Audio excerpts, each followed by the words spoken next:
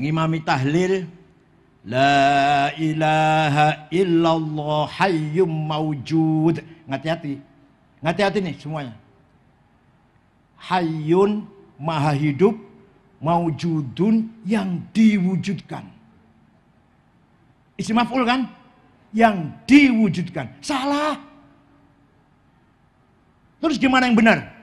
La ilaha illallah hayyum maujud ay masy'urun biwujudih.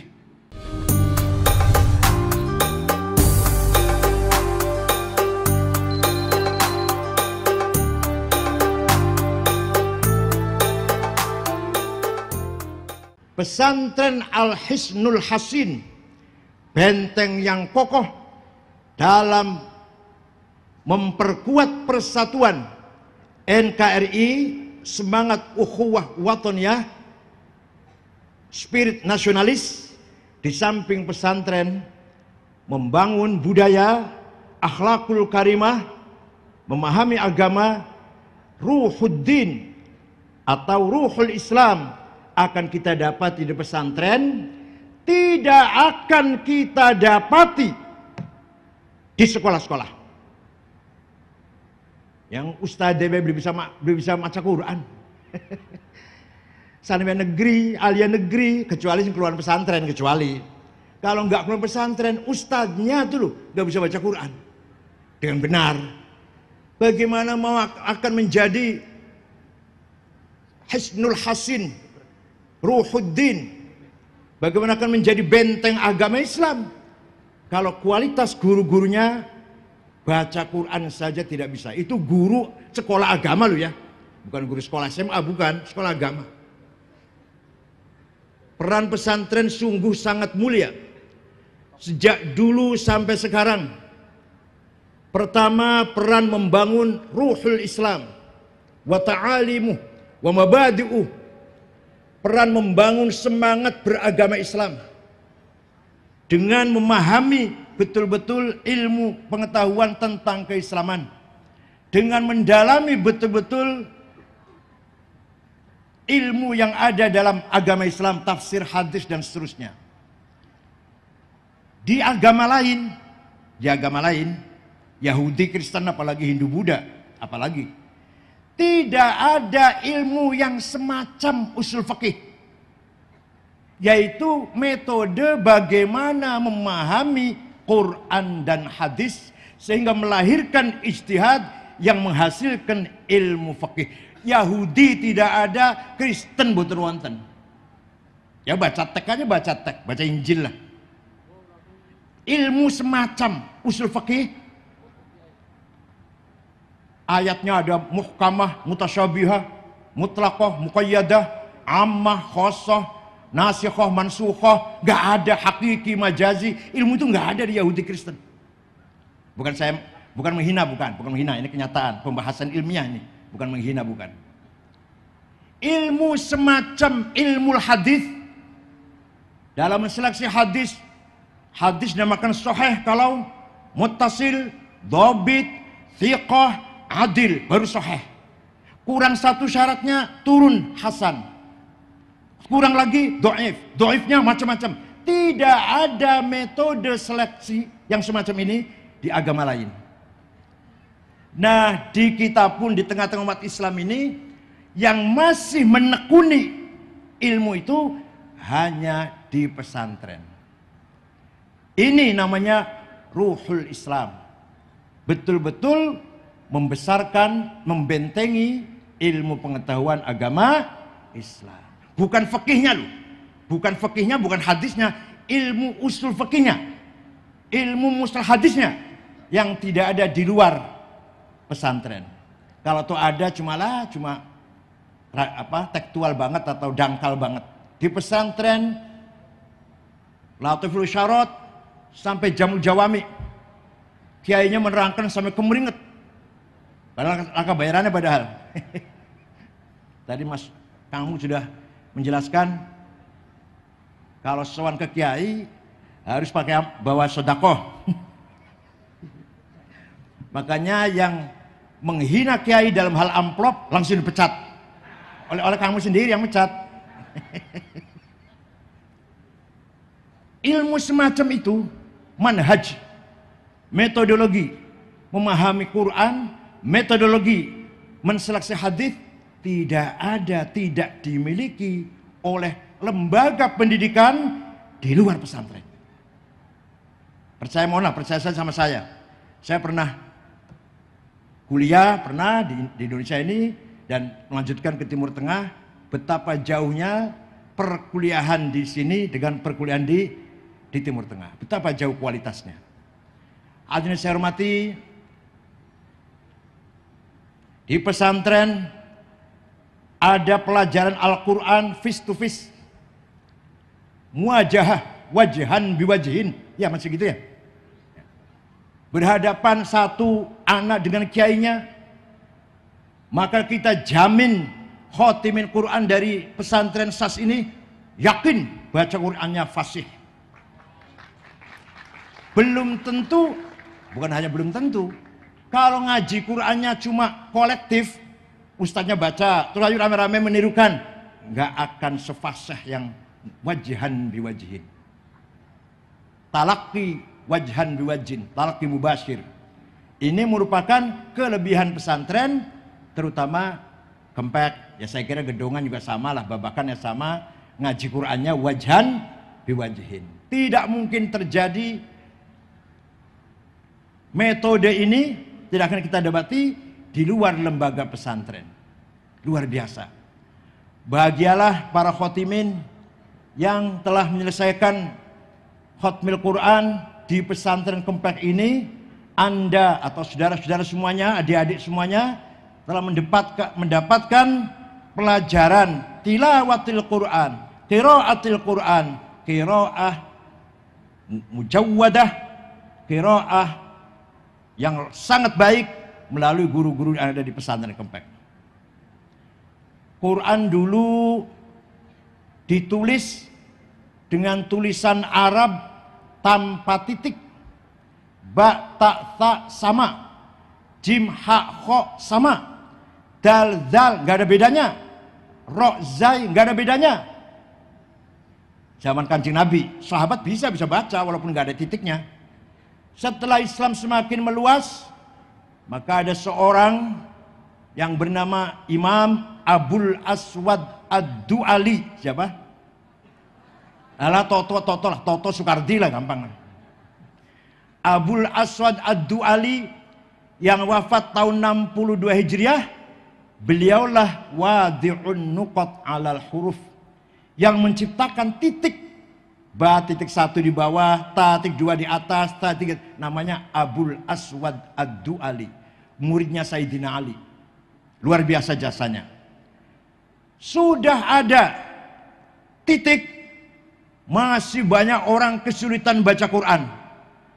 Maka seorang Imam Al-Khalil bin Ahmad Al-Farohidi, wafat tahun 175 Hijriah, menggagas syakal, fathah, domah, kasroh, fathaten, domaten, kasroten, tasdid, sukun. Siapa tadi yang bikin, siapa namanya?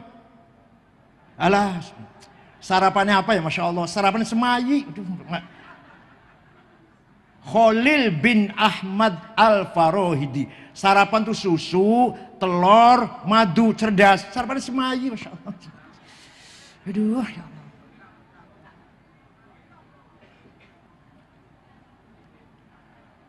Sudah ada titik, sudah ada harokat, masih banyak orang salah membaca Al-Quran. Maka kebutuhan sangat mendesak, kebutuhan sangat darurat. Bagaimana metode membaca Quran? Seorang imam bernama Abu Ubaid Qasim bin Salam, siapa? Yang wafat tahun 224 Hijriah, menggagas ilmu tajwid qiraatil Quran. Baru tahun itu, tahun-tahun 200 lah kira-kira, baru ada terminologi idhar, idgham, ikhfa, iqlab, qalqalah, mad lazim, majaiz, huruf halak. Oh, baru kali itu. Baru tahun 200-an. Ya bid'ah. Jangan Kanjeng Nabi mboten wonten bid'ah. Tapi kalau nggak pakai bid'ah tajwid, baca Qur'annya mal'un. Baca Qur'an dapat laknat. Apalagi dapat pahala. Dapatlah kalau nggak pakai bid'ah ilmu tajwid. Inilah jasa para ulama yang sangat luar biasa. Coba kalau nggak ada ilmu tajwid, kita baca Quran salah semua. Coba kalau nggak ada harokat, kita baca Quran bengong. Coba kalau nggak ada titik, mana mungkin kita baca tulisan Arab. Itulah jasanya para ulama terdahulu yang sampai sekarang masih dimanfaatkan oleh kita semua. Luar biasa. Itulah jasa para ulama. Oleh karena itu kita sekarang tinggal rajin baca Quran. Orang Islam harus rajin baca Quran. Pagi-pagi sebelum lisan, apa lisan itu apa? Cangkem, kasar, cangkem kasar. Sebelum mulut kita untuk bicara hal-hal lain, hal-hal apa saja, coba diawali dengan baca Al-Qur'an, walaupun setengah halaman. Walaupun 2 ayat, 4 ayat. Sebelum ngomong yang lain. Baca Quran dulu, baru Pak Bupati ngurusi administrasi lah, atau ngurusi perintah-perintah. Baca Quran dulu. Lisan dari Allah ini coba kita gunakan. Pertama kali pagi-pagi kita gunakan untuk qiraatul Qur'an. Ayatu haqqin minar rahmani muhdatsatun qadimatun sifatul mausufi bil qidami lam taqtarin bi zamanin wahya tukhbiruna anil ma'adi wa an adin wa an irami damat ladaina fafaqat kulla mu'jizatin minan nabiyyina idh ja'at wa lam tadumi muhakkamatun fama tubqina min syubahi lidhi shiqaqin wa ma tawghina min hakami ma huribat qattu illa ada min harabi adal a'adi ilaiha mulqiyas salami raddat balaghatuha da'wa mu'aridiha raddal ghayuri yadal jani'anil hir'anil harami laha ma'anin kama wujil bahri fi madadi wa fawqa jawharihi fil husni wal qiyami fala tu'addu wa la tuhsa ajaibuha wa la tusamu 'alal ikthari bis sa'ami qarrat biha 'ainu qariha faqultu lahu laqad dhafirta bihablillahi fa'tasimi intatluha khifatan min harri nari ladha atfa'ta nara ladha min wardiha syabimi. Wah, kalau saya baca semua sampai subuh nanti.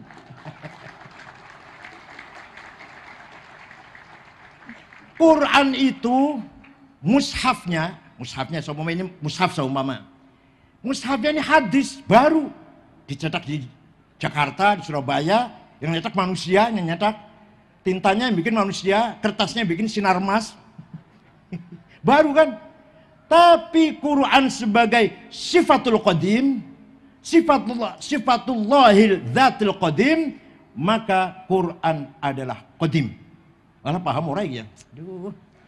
Mushafnya hadis, tapi Quran sebagai sifatnya Allah qadim.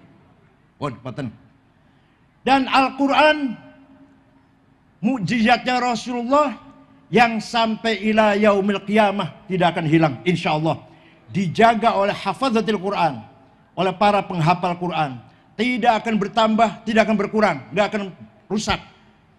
Karena dihafal. Ayo cari, silakan cari, ada enggak pastor, pendeta hafal Bible? Ayo cari, ayo.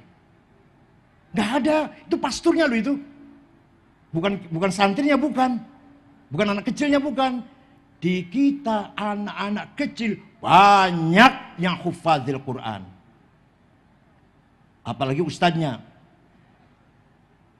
Nah, mukjizatnya para nabi.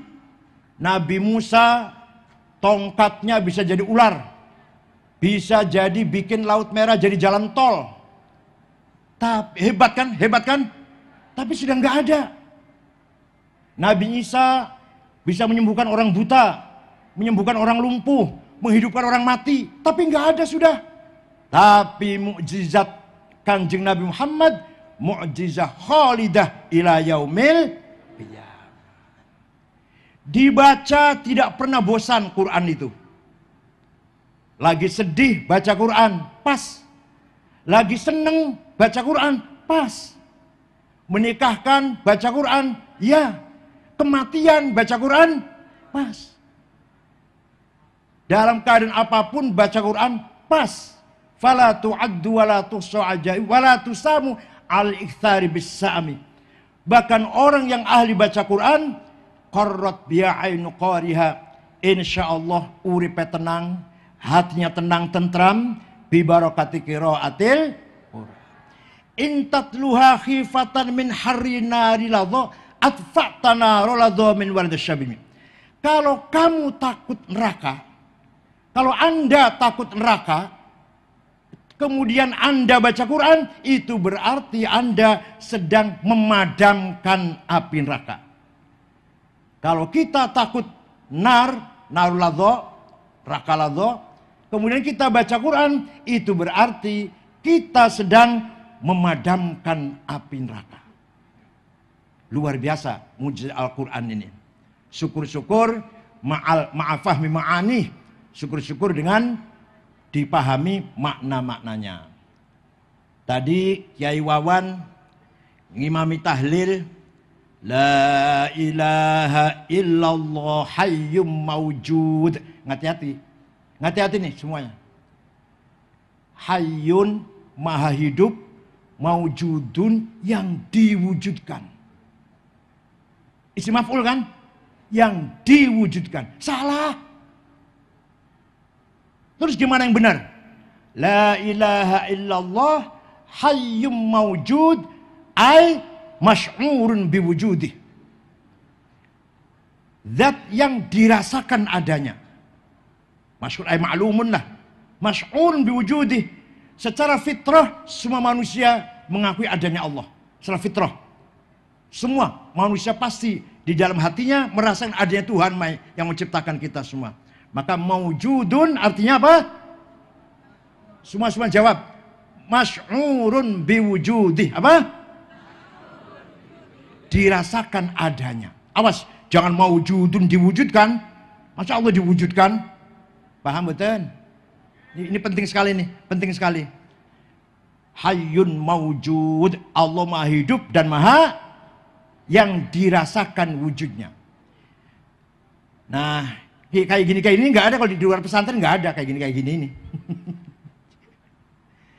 Pesantren sebagai hasn hasin ruhuddin, inti daripada agama, spirit daripada agama, bukan hanya akidah, bukan hanya syariah, tapi akhlakul karimah. Akhlakul, membangun wisdom, hikmah di dalam hati kita semuanya. Bukan hanya akidah, kafir, sesat, murtad, musyrik. Bukan hanya itu kalau di pesantren. Atau syariah, sholat, kalau nggak sholat, bunuh. Pencuri, potong tangan.